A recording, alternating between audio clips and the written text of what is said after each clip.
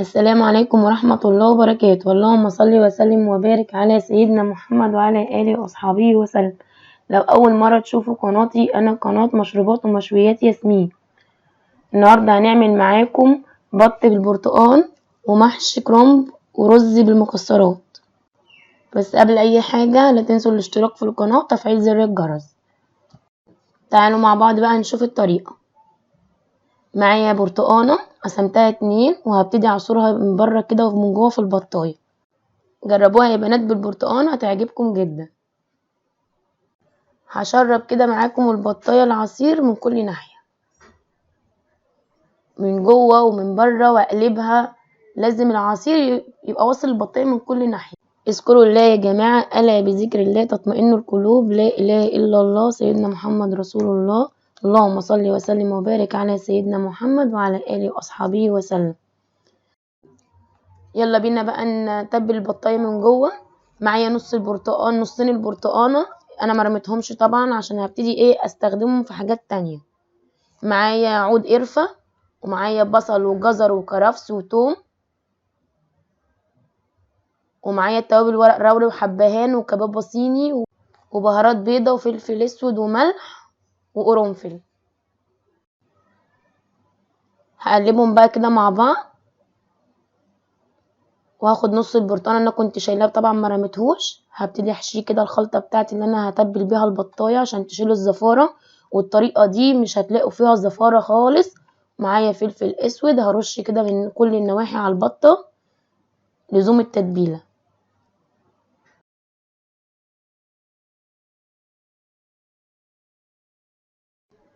تعالوا بقى بينا ناخد المكونات بتاعتنا الجميله دي نحشيها جوه البطايه. لا تنسوا الاشتراك بقى في القناه وتفعيل زر الجرس. هفضل بقى كل المكونات دي كده ادخلها، ودي هتمنع الزفاره خالص زي ما قلت لكم في الاول. وهقفل بقى بالنص البرتقانه ده التاني، وهبتدي اكتف بقى رجليها. اكتف رجل كده ورجلي كده. اللهم صل وسلم وبارك على سيدنا محمد وعلى اله واصحابه وسلم. يلا بقى كده نسلقها معاكم. معايا حله ميه مغليه، تعالوا بقى نسقط البطايه عشان تتسلق معانا.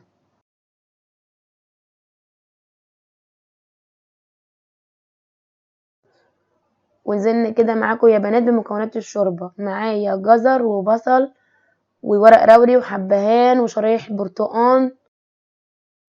يلا بقى يا بنات نذكر الله كده عشان ربنا يفتحها علينا. سبحان الله وبحمده سبحان الله العظيم. اللهم صل وسلم وبارك على سيدنا محمد وعلى آله وأصحابه وسلم. وكده نزلت معاكم بقية التوابل بتاعتي، والملح طبعا انزل بيه في الاخر عشان البط يستوي معايا ما يجرمس كده لحمه ما يبقاش ناشف. يلا بينا بقى نسلق الكرنب بتاعنا. معايا حله فيها ميه مغليه ومعلقه ملح كبيره ومعلقه كمون. معانا الكرنبيه بتاعتنا هنزل بقى بيها كده من تحت الاول قعدة 3 دقايق بس عشان تحت اطرى من اللي فوق. اشربها كده بالميه كده من كل ناحيه كده، اغطسها كده في الميه. لازم الميه تخش جواها. اقعد بقى الف فيها كده شويه لحد ما الميه تتشرب من جواها. وبعد كده بقى دي ما بتاخدش وقت، 3 دقايق بس وتقلبيها. وكده انا قلبتها من ناحيه العروق. العروق بقى بتاخد وقت شويه، يعني من 5 دقايق ل6 دقايق. لا تنسوا الاشتراك في القناه وتفعيل زر الجرس. وكده ابتدت معايا بقى كده اطلع ورقه بالراحه. اهم حاجه بالراحه عشان الورق ما يتقطعش منك وانتي بتشيليه. وهطلعه على ميه ساقعه. لازم تطلعي الكرنب بيطلع على ميه ساقعه، عشان لازم يطلع على ميه ساقعه عشان ما يتهريش منكم يا بنات. وكده خلصنا معاكم كميه الكرنب بتاعتنا، وهبتدي بقى اقطعهم على الجلانشيه. هبتدي كده اطبقها 2 واشيل العروق وهلفها كده عشان تتقطع معايا كلها بسوا واحد. لازم تكون ايدك مقاس دي قد دي عشان الصباع يطلع معاكي قد بعضه. اهم حاجه في تقطيع الورق يبقى قد بعضه. اللهم صل وسلم وبارك على سيدنا محمد وعلى آله وأصحابه وسلم. لا تنسوا الاشتراك في القناة وتفعيل زر الجرس. وهقطع باقي الكمية وارجع لكم تاني. يلا بينا بقى نعمل معاكم تسبيكة المحشي. معايا حلة على النار ونزلت عليها بالزيت، ومعايا بصلتين مبشورين. نزلت بصلتين كبار مبشورين لان المحشي بيحب البصل كتير، انتوا عارفين طبعا. هنقلب باستمرار لحد ما تاخد معايا اللون الذهبي، وكده هنزل بفلفلايه مفرومه او متقطعه صغير. بعد ما خدت معايا اللون الذهبي هنزل بقى بالعصير الطماطم. انا بحب اصفيها كده يا بنات، وكل واحد طبعا على حسب رغبته. واصفي باقي الكميه وارجع لكم تاني. ورجعنا لكم تاني. معايا كده بقى التوابل بتاعت التسبيكه بتاعتنا. معايا نعناع وفلفل اسود وبهارات وبابريكا وملح وكزبره، ومعايا بهارات محشي. ونسيبها بقى تتسبك براحتها. وكده خلصت معانا. نبتدي بقى نضيف الرز ونضيف خلطتنا مع بعض. معايا رز مغسول ونزلت عليها بالتسبيكه، وهنزل عليها بالخضره الشبت وبقدونس وكزبره مغسولين كويس ومتصفيين. وهبتدي اقلب المكونات دي كلها مع بعض. اللايك يا جماعه، محدش ينسى اللايك. يلا بينا بقى مع بعض نحشي المحشي.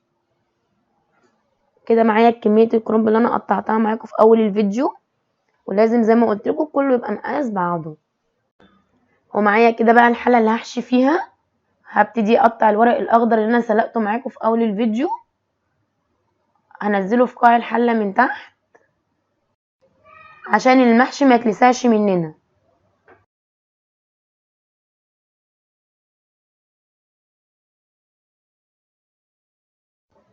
يلا بقى بينا نحشي المحشي. معايا كميه صغيره كده احطها من الرز، وابتدي الف المحشي ويكون اضغط عليه عشان ما يفكش منك.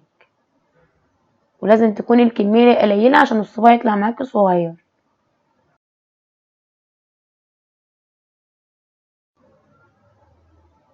لازم نحط بقى الكميه الصغيره دي عشان الصباع يفضل معايا صغير وكله يبقى مقاس واحد. لازم توازني ايدك في الرز. بصوا يا بنات صغير معايا ازاي وشكله جميل. وعملت باقي الكميه ورجعت لكم تاني. وحشيت معايا كام قرن فلفل كده رومي معايا، بيدي ريحه وطعم للمحشي الكرنب جميله يا بنات. انتوا عارفين بقى يا بنات ان الشتا بتحب المحشي. اللهم صل وسلم وبارك على سيدنا محمد وعلى اله واصحابه وسلم. اللي اول مره يشوفني لا ينسى الاشتراك في القناه وتفعيل زر الجرس. بصوا كده بقى معايا يا بنات الحله كلها مقاس واحد، عشان احنا في الاول قطعنا الكرنب كله مقاس واحد، وكميه الرز هي برضو كميه واحده. لازم توازني ايدك على الرز. يلا بقى كده نسوي المحشي. معايا شوربه تكون سخنه ونفس المعيار بتاعها نفس سوى المحشي، يعني هي نفس سطر المحشي. وههز كده الحله عشان الشوربه تنزل معايا تحت، تبقى متشربه من المحشي كلها، متبقاش الشوربه عايمه فوق ومن تحت مفيش شوربه يشيط مني. هنهز الحله بقى كده كويس ونغطي عليها بقى يستوي. واول ما يبتدي يتشرب نوطي عليه النار عشان ما يشطش منكم يا بنات. اول ما يتشرب نوطي النار على طول. يلا بينا بقى نعمل معاكم رز بالخلطه. معايا 6 معالق سكر ومعايا زيت. هبتدي اقلبهم كده مع بعض لحد ما يتكرملوا. ومعايا شوربه سخنه، وخلي بالكم يا بنات اللي هتتلسعوا ان السكر لسعته وحشه جدا.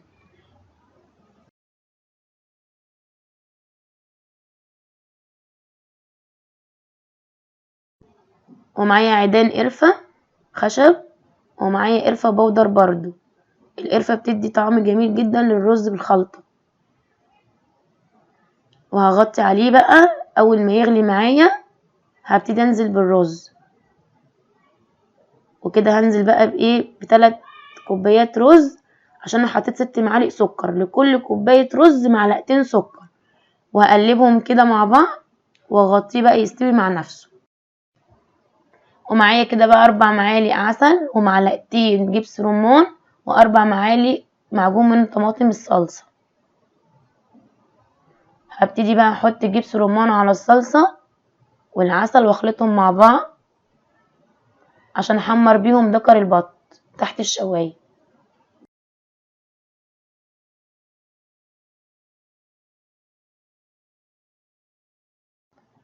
واقلبهم بقى كده مع بعض.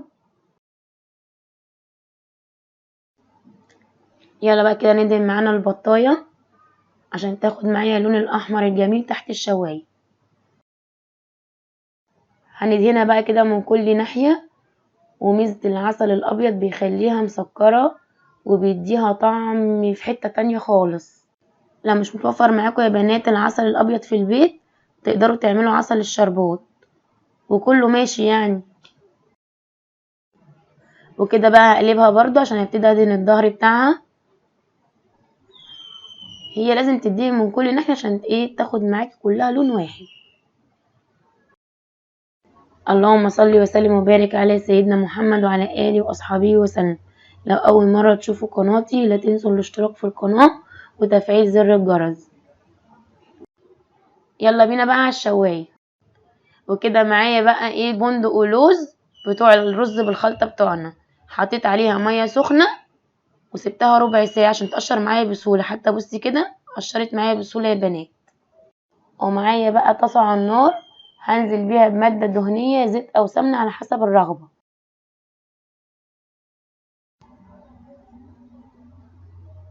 وكده بقى المكسرات اتقشرت معانا اهي وبكل سهولة بالمية السخنة هتتقشر معاكي بكل سهولة. بس اركنيها ربع ساعة.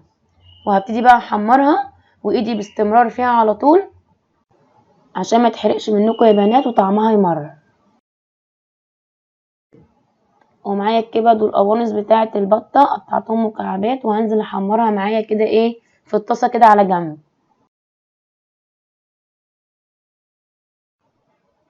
بعد ما ياخدوا معايا لون ذهبي كده هنزل بالزبيب في الاخر عشان طبعا الزبيب مش هياخد وقت في التحمير هيتحرق مننا يا بنات.